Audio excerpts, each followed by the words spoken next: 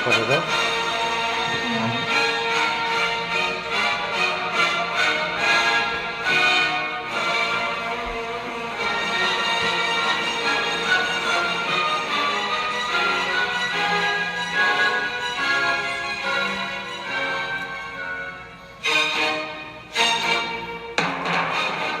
The William Tell Overture.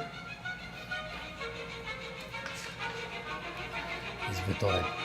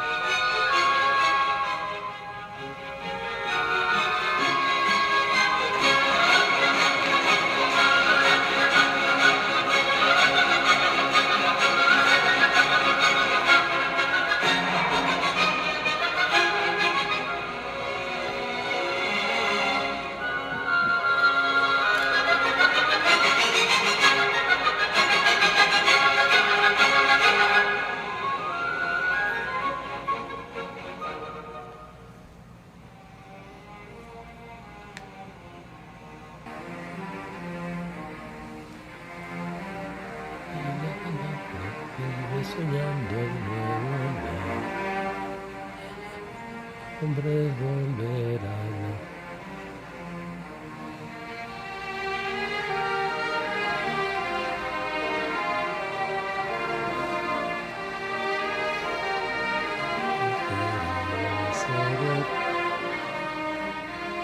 Canto, sueño cantando, vive soñando.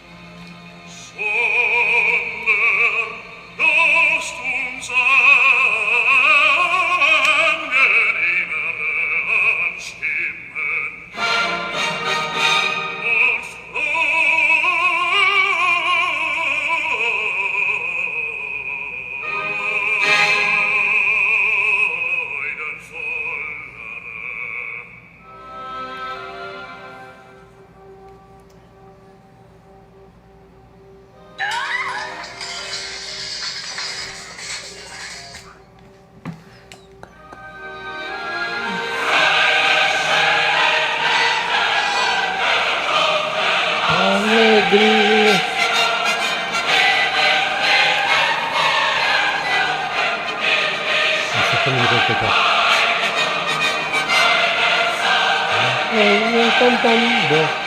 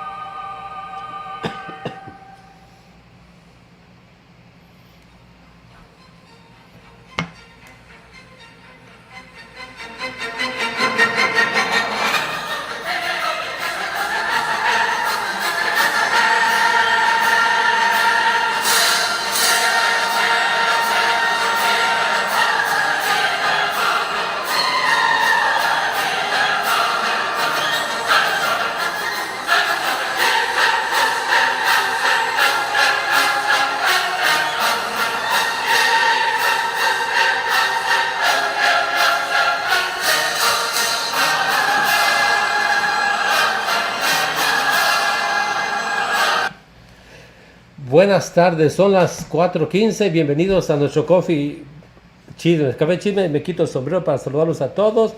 Y les recuerdo, hay que tomar café, la hora del café, con café, la taza que está hecha en París. Acuérdense, café buenísimo, ¿eh? Y eso lo voy a tomar hasta después del café. Y recuerden, no se les olvide la empanada, que esta es dietética, ¿eh? Miren, ahí les va. Si no la quieren ver, y ahorita me lo voy a tomar, ¿eh? Vas a ver. Y también, acuérdense, estamos el censo, sí al censo, ¿eh? Acuérdense, hay que censarse todos, sí al censo y esto el censo. Hoy vamos a seguir el tercer lunes que tenemos un invitado especial y ahora vamos a hacer en inglés bilingües. Vamos a hacer, so we are going to talk about America, about San Leo. So we have a guest, tenemos un invitado, su nombre es Charles Mitchell. So Charles Mitchell, tell us, where were you born? In what century? I was born December the 18th, 1945, in Louisville, Kentucky, to Mary, Pauline, and Charles Herbert Mitchell. Nació en, ¿sabe dónde? En Kentucky, en el 45. Es el siglo pasado, es la century, ¿no? Mm-hmm. ¿No? In Kentucky. How was life in Kentucky? Life in Kentucky was beautiful, but there was no work. The economy was terrible, and I became like a migrant. I moved here. Dice que la vida en Kentucky era bonita, pero no había trabajo, entonces tuvo que moverse y se hizo migrante y se vino de Kentucky aquí a Houston. In what year did you move from Kentucky? In 1958. 58. So your parents moved. Yes, my uncle moved here first, and then my parents moved. Dice que en los años 58 se movieron de Kentucky para acá, primero su tío, luego su familia. Tell me, how was growing up boy there in Kentucky? It was a farm? It was a farm. We were tobacco growers, and we had dairy. We milked cattle, and we had the regular things on farm. We had chicken, we had pigs, we milked, and we raised our food. Dice que tenía una donde sembraban tabaco y hacía lo que se hacía en cualquier granja. Ordeñaban las vacas, hacían pollos, tenían todo esto, ¿no? But tell us, growing, because we come from different reality. How was really something that you remember when you were a kid there in Kentucky? Because we know Kentucky for the fried chicken, eh? Kentucky fried chicken. What I remember most about Kentucky is I came from a large family, Mm-hmm. and they were very friendly people, Mm-hmm. and we didn't have movie theaters, we didn't have a lot, and so we visited a lot. We played music, we played games as kids, and we went to visit. We slept over and so. You got tired of playing with one cousin, you had Many more. 30 more to play with. So Dice que la vida era simple, no había cine, no había televisión, entonces podían visitaban mucho, las familias eran muy abiertas. Dice, si te enfadabas de jugar con un primito, pues tenías 30 más, eran familias largas, ¿no? Grandes familias. Were you related more or less around this area in Kentucky? yes, there was, when my grandmother and grandfather passed away, there was, I don't want to tell a story, but I think there was 88 grandchildren and 22 great-grandchildren. Dice que su abuelita tenía 88 nietos y 20 y tantos bisnietos. Pónganse a pensar, familias largas, ¿eh? Como, ¿no? Ok, continue. Si tienen alguna pregunta para hacerle a Charles, la hacen en español o en inglés y yo se la pregunto, ¿eh? Ok, continue. And when I moved to Texas, because my parents moved here, the economy, Mm-hmm. to get work, I still love Kentucky, and I went back in the summer months to stay with my uncles and my cousins, and that's where I met my wife. The priest had a dance on. Dice que aunque sus papás se vinieron aquí a Texas porque no había trabajo allá, él siempre le gustaba ir en vacaciones allá a Kentucky, ¿no? Al final de cuentas con toda su familia. Y allá fue donde encontró a su esposa, que dice que el sacerdote organizó un baile. And after the dances, I met my wife there. Ah, And when I was 17-year-old, I joined the Navy. 17. And when I got out of before I got out of the Navy, I proposed to my wife. Her and I got married, and the first time, Before going to the Navy, you got married? yes, Oh, gee. and the first time she had been out of her home state of Kentucky, she had to move to Hawaii.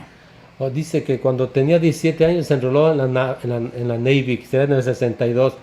Y antes, porque ahí después del baile habló con ella, y se casaron antes de que se metiera a la Navy, a la naval. Y dice la primera vez que ella salió de Kentucky, y del rancho de Kentucky lo mandaron a Hawái, ¿no? Yeah. And after that, she wasn't very happy. She hadn't been away from home, and so when I got out of the Navy, we moved back to Kentucky. But the economy there again, I couldn't make a living, and so I came back here. So, cuando él terminó con la naval, vio que su esposa estaba nostálgica de Kentucky, por eso regresaron y se fueron a vivir a Kentucky. Pero la economía de Kentucky no era tan buena, entonces tuvieron que dejar también, venirse para Texas, ¿no? So, where do you stay? Where you stationed when you were in the Navy? I was stationed in San Diego, and I was stationed in Hawaii, and I was stationed, the last station I had was aboard the aircraft carrier USS Constellation, CVA 64. Oye, dice, estuvo trabajando en station, como decíamos, estacionado en San Diego, en Hawái, en un carry, un grande barco, o sea, ¿cómo se llama el barco? ¿No? Mm-hmm. And what year were you discharged from the Navy? In 1966. You didn't have to go to Hawaii, to Vietnam? No, I did Oh, you were not. lucky. Yo le pregunté qué año había salido de la Navy, del 66, por eso dije que tuvo suerte, no fue a Vietnam, ¿no? No. And when did you move to Houston? Back again? Back again was in 1970. 70. Yes. Oh, and where do you live those days? Do you live around San I lived in this area all of the time I've lived here in Houston. Dice, desde el 70 se movió y siempre ha vivido aquí alrededor de San Leo. But your family was what, Irish, German? Irish and German, yes. Catholics, very Catholic. Catholic, yes. Oh, My grandmother, you would be talking like we were talking, and she would have her hand. She wore an apron and a bonnet, and she'd be sitting there saying the rosary while you were talking to her. Very religious person. She's what saved me. sí, pray Allah. Dice que su familia bien católica, de origen irlandés y alemán, cuando su abuelita dice que estaba hablando con ella y en el mandil traía y una cobertura en la cabeza rezando el rosario. Yeah. So, and what's the difference between Houston and Kentucky? Texas and Kentucky? Well, I would say the heat. No, the economy. The economy. Houston, you can go to work. You can make a living anywhere. In Kentucky, you only had construction and farming. Dice que la gran diferencia es que aquí en Texas tú puedes ir donde quieras trabajar y tener para vivir. En Kentucky solamente ahora construcción o la agricultura, ¿no? So what kind of work do you do here in Texas? I was a carpenter/cabinet builder.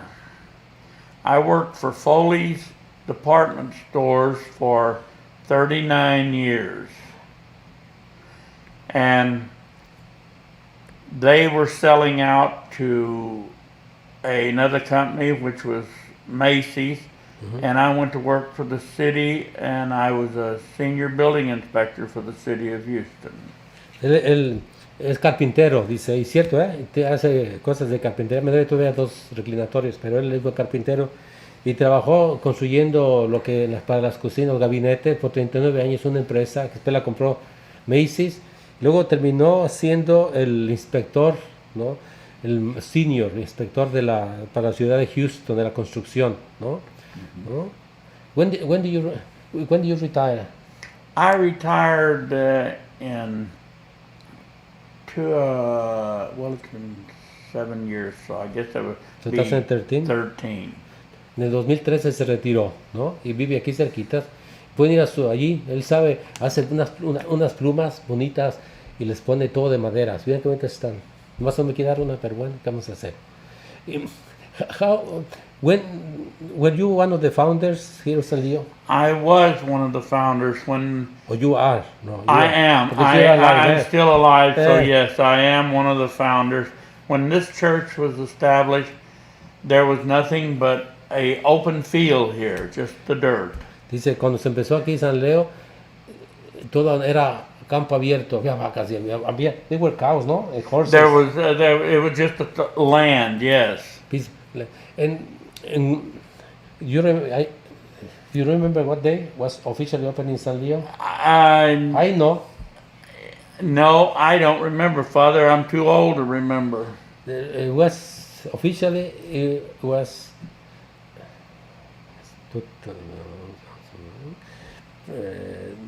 January the 1st, 1973. 73. It was signed by the bishop, who was not the bishop of Houston, but I think the bishop of Houston then was sick. So it was this guy, I think he has a Polish name, no?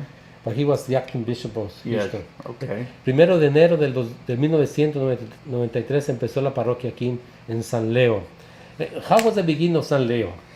Well, the beginning of St. Leo's, before I was going to Assumption. Yeah. And so when this started, when we started cleaning off the land and meeting and deciding on the church being built, and we had Mass at the Baptist church down the street. Yes. We also had Mass in the gymnasium at the high school. Dice que cuando empezó San Leo, pues aquí era pura tierra, no había nada, entonces tuvieron que limpiar y empezaron a decidir un grupo cómo construir la parroquia, la iglesia, y las misas algunas fueron en la iglesia bautista que está aquí cerquitas, y también en el gym de la high school, la escuela de la high school. So you have been very active in San Leo since then. I have become more active in St. Leo since I've retired, but before I retired, I would help around here and do a lot of things. Father Lewis had me quite busy all the time. Sorry. Dice que él empezó a ser más activo desde que se retiró, pero ya desde antes el padre Luis Pirán, que fue el párroco antes de yo y antes del otro. Estaba yo, luego estuvo el padre Rafael Becerra y antes tuvo el Carmelo, Rafael Becerra, De Angelis and Luigi Pirán, ¿no? Yes. Que fue, he is the one who built the CC, no? No? Yes. No. How remember because I think there was a baseball team, no? I saw a picture of a baseball group. Yes, that was a lot of the parishioners here. We had a softball team. Softball. The ladies had a team and the men had a team. And we had games with different churches, especially Catholic churches. Dice que había un equipo de softball, ¿no? Y uno de hombres y de mujeres y competían contra otras iglesias, especialmente con las iglesias católicas. Who decided for the construction of the church? That was decided by the parish council at that time, and I was not. I was working too much. I couldn't be on the parish council, and they had fundraisers. They went door to door to solicit and for donations and for help doing this.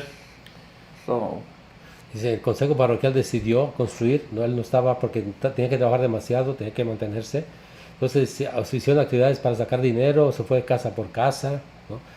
What do you remember on those days when the beginning? You know, when something new begins, it's well, I excitement.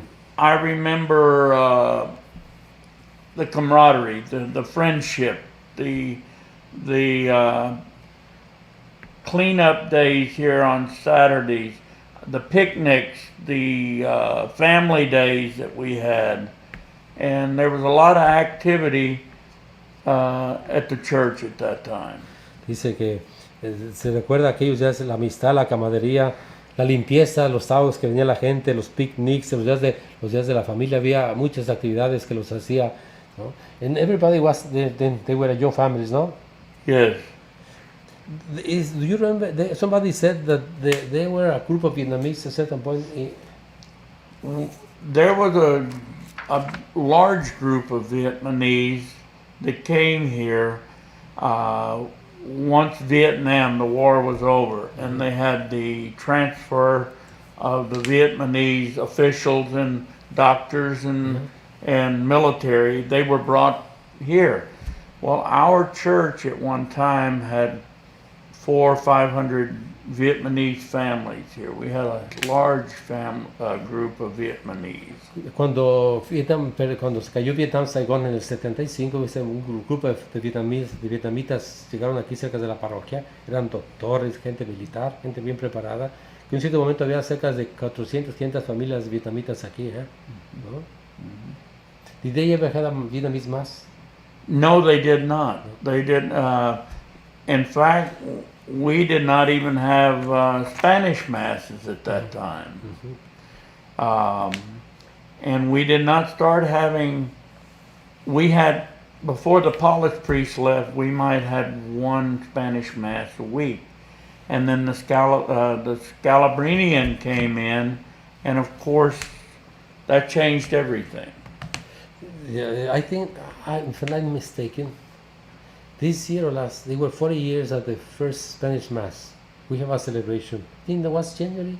I don't remember now. There was, but there was not very many at the time. No. Y le pregunté si había habido misa en vietnamita y dice que no, ni tampoco había misa en español hasta que hace como 40 años se empezó la misa en español, una sola misa. Yeah. Cuando los paulistas dejaron aquí una congregación americana en el 72 porque no tenían ya personal, las vocaciones se acabaron mucho, entonces llegaron los escalabrinianos. You remember who of the priests of the Polish you remember the most? The first that comes to your mind. Father Lyons, Father O'Shea, Father Dennis. Los padres que paulistas estaban aquí, ¿no? Lyons, O'Shea, Dennis. Who was the first Calabrian pastor? Again, I'm too old to remember. Richard Zanotti, the Canadian. Oh, the Scalabrinian. Yes, yeah. I thought you was talking No, about. No, it was Richard Zanotti. Oh, he came here 2 months prior to the Scalabrinians taking over the order here. And he used to come to my house and go swimming, and he stayed a lot at my house before they took over the house. Dice que Richard Zanotti fue el primer párroco escalabriniano aquí, en el 72, llegó 2 meses antes de que los escalabrinianos tomaran la parroquia y dice que iba mucho a su casa a nadar y otras cosas. You remember about the fire? Do I know about the fire? What happened with the fire when? Well, the fire, yes. It, no one knows how it started. Yeah. But it burned everything except the center section there. And it all had to be rebuilt back again. Do you remember the year? Because we tried to remember what year was it. It was in the 80 something. 80, it was in 82, 83, something like that. En el año 82, 83 empezó el fuego, nadie sabe cómo empezó y se quemó casi toda la parte central, ¿no? Y se tuvo que restaurar toda la parroquia, ¿no? Y de la situación. Because I think Mary very well told us that before it was like multi-purpose. Yes, the multi-purpose was actually in the church also. We had sliding doors that they would put together, and then they would have the meetings and stuff out front. Yeah. And so yes, it was a multi-purpose building. Lo que tenía puertas corredizas, el altar se cerraba, entonces hacían meetings, hacían reuniones de grupos. When was the parish begin to change? Become a lot of Hispanics move in. That was about the day after Scalabrinian moved in. Que los hispanos llegaron el día siguiente, que los escalabrinianos llegaron a Houston, a San Leo, y estaban esperando ahí en la parada del autobús. Llegaron los escalabrinianos. How did he change the parish? No? How did it change the parish? How do you see it? Father, it changed. It became a very vibrant parish. The Anglos were reluctant until we got to know and understand the culture, the families, and it's like anything else. It's the not knowing, the unknown that scares people. Dice que le pregunté que cómo había cambiado la parroquia, dice una parroquia muy vibrante, esta la nuestra. Dice que al principio los que hablaban inglés estaban reluctantes, no estaban tan conformes porque no conocían sobre todo, ¿no? Hasta que empezaron a entender a las familias, a conocer a las familias, cuando se quitó un poquito el sentimiento ese que había, porque de ser una parroquia inglés pasó a una parroquia de mucho español. If you compare, this is why, especially for you, no, coming from Kentucky, where everything was very homogeneous, no, all English speaking, no, to come to now Houston is so diverse, no. Well, it's coming now. It would be like me going to a foreign country because there's so much diversity here now, and if you don't have a little knowledge of it, it would be scary. It's just like the migrants that come here, and it's the same feeling they have. They're apprehensive. They're kind of scared. Dice que, por ejemplo, alguien que viene de Kentucky y ve aquí Houston es como ir a una tierra extranjera, ¿no? Y a lo mejor se siente un poquito con miedo, ¿no? No tan seguros porque no conocen, dice, como los migrantes que llegan aquí, no conocen la realidad, se sienten un poquito con un cierto temor. También los ciudadanos que vienen de otras partes de Estados Unidos, donde todos son tan homogéneos y llegan aquí, y dicen, ay, una sociedad tan multidiversa. There is a study done by a professor in Rice University. No? He's your age more or less, no? And he has studied how Houston has changed from the 50s to now.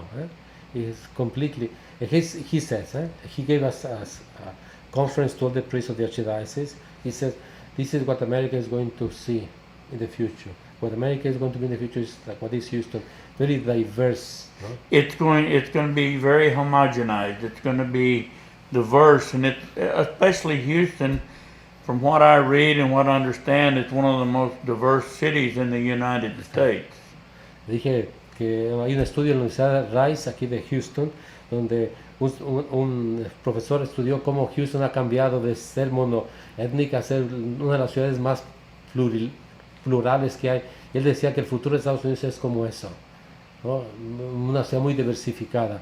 In fact, in the car, I don't know who put, since I think I took the car before yesterday, and I hear one radio in English, but with accent. They say, this is Indian accent. Yeah, they have the Indians have a radio program, a radio station, and they mingle mingle English with, I don't know, one language of India, but it's a girl. She mingles from English, speaking English with an Indian accent to something in Indian. ¿No? Está diverso, ¿no? Digo, que hay una en el radio, en el carro, alguien le cambió la estación, y es una estación aquí de Houston, que es para los de la India. Entonces hablan inglés y luego en un idioma de la India, ¿no? And do you have what hope do you have for San Leo? ¿Cuáles son sus esperanzas para San Leo? Have what? Your hopes for San Leo? Well, what I would hope is people would come away with the same experience I have. I have been treated fantastic. Most of my friends is Latino. I've been accepted into the community. I go to weddings, I go to quinceaneras, I go to baptisms. So I would hope that everyone would get to know the culture and get to know the people. They're hardworking, good people. So we are here, no? Hardworking, no? Yes. And how do you see America as with this going? Because you have a very American flag. I am American. I see change. There's going to be some changes that's going to happen, but I think the changes is going to be good. Just like this coronavirus has brought out the faith and the believers now that pray and talk to God more. Sé que el futuro es brillante. Dice, como este coronavirus que nos ha hecho hacer más oración, más en contacto con el Señor. Let me ask you a question. Sure. So, this is very touchy one, huh? Okay. Esa pregunta me la soñé todo el día. You know, Biden is Catholic, eh? You know, Yes. I'm Catholic, eh? Are you Catholic? Yes, you are. Yes, you do. You said that your grandmother had a rosary, eh? Yes. And don't you feel proud that the Catholic could become president? Well, And I saw the first Catholic, which was John Kennedy. yeah, he could be the second one. He's the first vice president Catholic, eh? Yes. Yeah, I think so. Yes, he's the first. But I don't want to get too political, but I don't think he practices his faith. But no, this is why I want to argue with you. You know, I just read this morning that because you know somebody said that he's not really religious, but he has the rosary in his pocket. Huh? Yes. Maybe I'm just going from the me quedé emocionado, digo, que si no siento orgulloso de que podemos tener un presidente católico. Él dice, ya tuvimos uno, John F. Kennedy, creo que Biden fue el primer vicepresidente católico, no sé, como católico, so ahí voy a picarle. In what sense, you know, you were formed in the 40s, 50s, no? Yes. The church was very strong, eh? Yes. So I'm convinced that what he was taught in the 50s, because I think he's 78. Yes. No? The Catholic faith has to really, because those days, unlike now, really the faith went very deep. Eh? They may change, but at the end, if you scratch, he's Catholic. Eh? Father, Besides being politician. I had the same belief that they did. I followed the Democratic Party. I was a Democrat all my life. But what changed me was the stance on abortion. Mm-hmm. That is the biggest thing. Ask Joe Biden how many of those aborted fetuses would be alive today had he voted not to accept abortion. Y yo le dije que en toda la formación, en tiempo de ellos, eran bien católicos y segurísimo que si le raspas un poquito los católicos salen. Pero él dice que él era demócrata, pero lo que lo cambió es la cuestión del aborto, no le cuentas. ¿Y cuántos fetos que fueron abortados pudieran vivir hoy? ¿No? But don't you think for to finish, huh? We need to finish in politics. Okay. But I still believe, because I'll give you an example. One day, we were with the Blessed Sacrament, no? Walking there in San Jose, and there was a Baptist church, no? And suddenly a woman came out of the Baptist church, and she knelt down in front of the Blessed Sacrament. She was Catholic for sure, and I always believe what they say: once Catholic, you are always You're Catholic. always a Catholic. Because especially in my time, because I'm not that young, that younger, because we were formed a different way. So I'm thinking like we were formed like watering, no, the garden, no, by drops, no, which is much more profound than today. No, today you can get a hose and you just water, but nothing. But in those days we were really, really pounded in our Catholic faith. This is why, maybe. Well, I look at it in this perspective. Like, this person is a Baptist, I'm a Catholic. I look at the Republican, and I look at the Democrat the same way. We both believe in God, we both believe, but we have different ways of admonishment. Yeah. No me contestó, pero dice el comentario de porque si uno que es católico siempre va a ser católico cuando te cambies, ¿no? De poner el ejemplo de esa viejita que estaba en la iglesia protestante, vio el Santísimo Sacramento y salió a la carrera y se hincó. Él dice que ve las cosas, ¿no? Es un bautista, un católico, somos cristianos, creemos en Dios, ¿no? Entonces ve todo lo demás, ¿no? Pero I'm very happy that we have a Catholic candidate. Well, I'm happy because of that. I just would be much happier if he loses.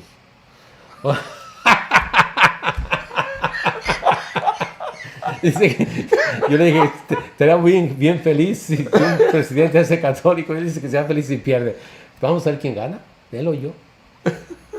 We agree to disagree. ¿No? Yes. Entonces, yo espero que un presidente católico gane. Él piensa que no, vamos a ver. Anyhow, thank you very much. Gracias. Well, thank you, Father. It's been a pleasure. Gracias. See you. Okay, there's a question. You know this one? Kevin, you know this? Brother Kevin, you know? This one, Kevin? No. ¿No? So, que digas, ¿no? Es el recuerdo del hermano Kevin, ¿no? He remembers brother Kevin and wife, I don't know. Ok, gracias. Vamos a terminar con una ópera bonita para Adiós, buenas tardes.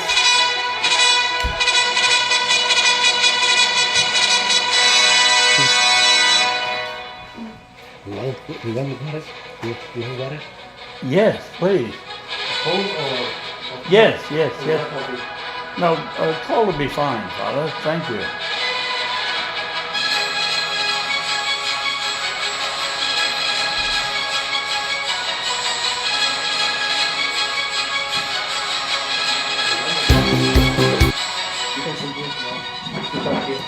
Did we do okay? I think so. You want something to eat? No. I'm good, Father. I will take my coffee, yeah? Yes.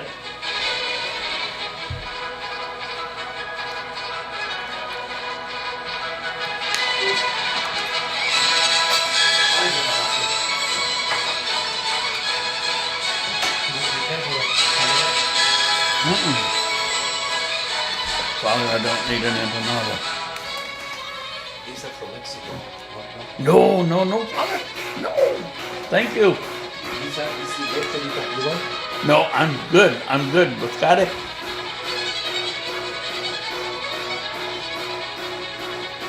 I think it went well, Father. Yes.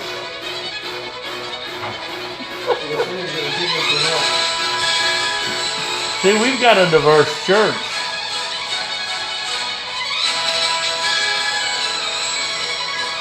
You know, John Smith and I believe a lot alike. I know.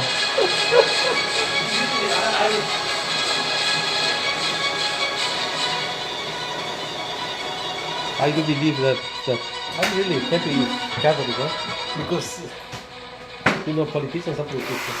Well, Father, I have, as a young man, my grandmother kept encouraging me. She prayed and wanted me to go. And as a young man, I drifted away. And then I came back. Because we have an structure in the Catholic Church. Well, we have a very accepting Catholic Church. We're people of many different backgrounds and beliefs. Am I in your way? Yes, yes. Okay.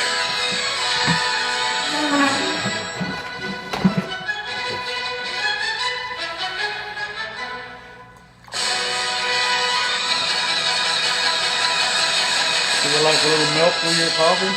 Because it's very strong.